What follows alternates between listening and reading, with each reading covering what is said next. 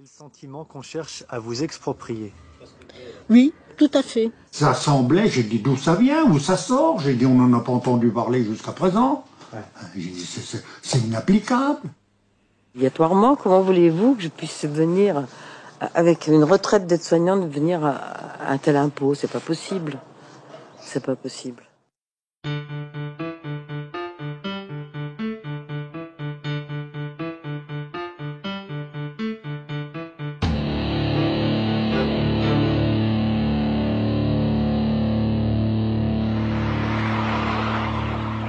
Le gouvernement français ne s'est pas vanté de sa dernière invention, bien au contraire, l'information est passée en catimini. Il y a sans doute une raison à cela, il ne fallait surtout pas affoler la population.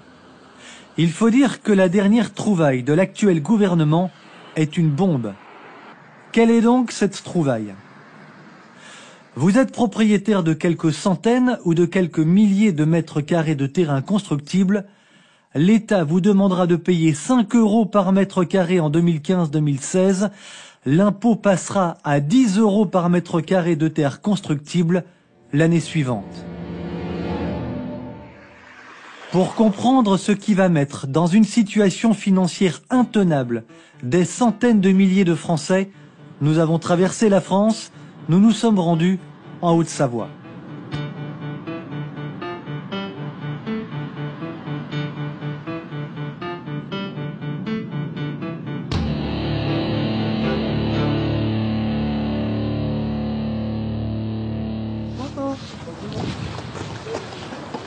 Voilà, c'est donc ce terrain qui va jusqu'au la ligne d'herbe là-bas, qui fait 2000 mètres. Pour ce terrain de 2000 mètres carrés seulement, cette habitante de Faucigny va devoir s'acquitter d'un impôt de 10 000 € l'année prochaine si elle veut conserver son terrain. C'est un terrain que vous avez depuis combien d'années? Depuis 10 ans, mais même pas, il est à mon papa. Donc il y a de nombreuses années, je ne peux pas vous dire quand est-ce qu'il a été. Quand vous avez appris la nouvelle, madame, comment est-ce que vous avez réagi? Très mal, parce que je me suis vu vendre mon terrain, alors qu'un de mes enfants a bon espoir de construire à Faucigny. Parce que je ne peux pas payer, c'est pas possible. Je ne peux pas payer un tel impôt. Comment voulez-vous que je puisse venir, avec une retraite d'aide-soignante, venir à un tel impôt? C'est pas possible. C'est pas possible. On va être obligés, donc ils vont nous exproprier. C'est une expropriation. Expropriation, le mot est lâché. Un peu plus loin, dans la même commune, ces habitants nous expliquent ce que leur coûtera ce nouvel impôt scélérat sur le foncier non bâti lorsque les dimensions de leur terrain auront été recensées par la mairie. Vous avez fait un calcul, j'imagine, avec les terres qui vous appartiennent, constructibles. Si vous deviez payer l'impôt, ça vous coûterait combien, madame? Eh ben, vous calculez, on a 2000 mètres carrés de terrain. Donc 2000 mètres carrés de terrain multiplié par 5 € la première année, plus la deuxième année par 10 €. Le calcul est vite fait, hein. Ça nous fait... 30 000 € d'impôts, rien que cela. Et cette commune contient de petites parcelles privées. Si on doit payer ça, nous on est obligé de vendre notre maison, donc on n'aura plus de logement et on sera obligé d'aller dans les logements sociaux. Mais que dire des propriétaires qui peuvent avoir 5 000, 10 000 ou 20 000 mètres carrés de terrain constructible? Comment un gouvernement a pu imaginer une pareille loi digne d'une démocratie totalitaire? Nous avons pris rendez-vous avec le maire de Faucigny, commune de 513 habitants. Pour Bernard Châtel, le message est clair, le gouvernement est en train de retirer tout pouvoir aux communes. Ce qu'il faut savoir, jusqu'à présent, on faisait des lois. On prend par exemple la taxe foncière ou la taxe de l'habitation. On nous donnait des normes imposables, mais c'était la commune, c'était le maire avec son conseil municipal qui en définissait le taux. Aujourd'hui, c'est fini. Aujourd'hui, c'est l'État qui en définit le taux et il demande au maire de l'appliquer. Parce qu'aujourd'hui, c'est à nous à déclarer. d'éclairer les gens, voilà, à dénoncer les personnes susceptibles d'être imposables. Dénoncer, ça veut dire que, clairement, on vous demande de faire de la délation. Ouais. Ça signifie... On me demande d'appliquer la loi. Effroyable. Le silence de ce maire en dit long sur ce que ce gouvernement prépare à ses concitoyens.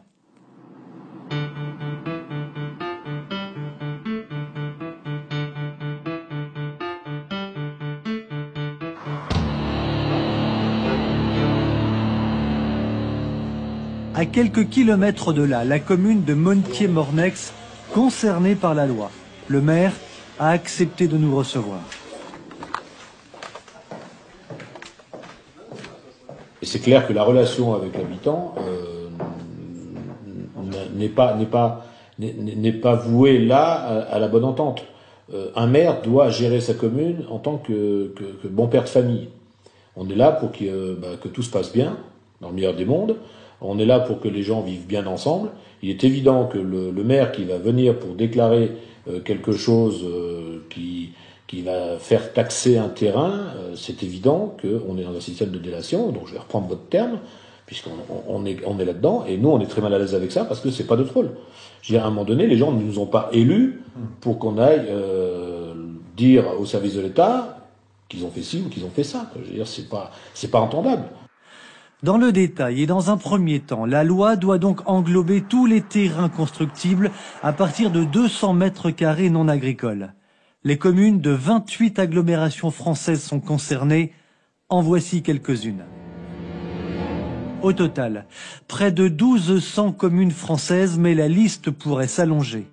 Pour justifier cette loi inique, prise à la hussarde, sans concertation avec les municipalités et en transformant les maires en agents fiscaux, le gouvernement, Cécile Duflot en tête, alors ministre du Logement, et Sylvia Pinel, sa remplaçante, ont pris pour prétexte le déséquilibre qu'il y a entre l'offre et la demande de logement.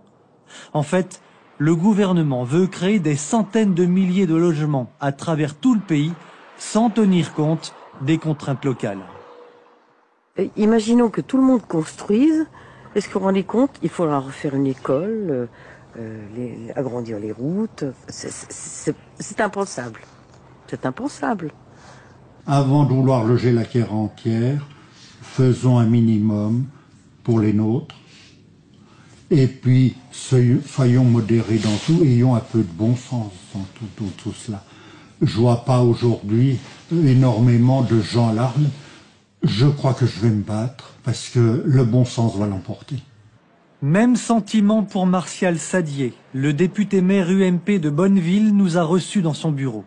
Il est quelque peu gêné que ce soit son parti qui au départ avait lancé cette idée d'un impôt facultatif sur les terres privées, mais il a pris la tête d'une fronde contre cette loi.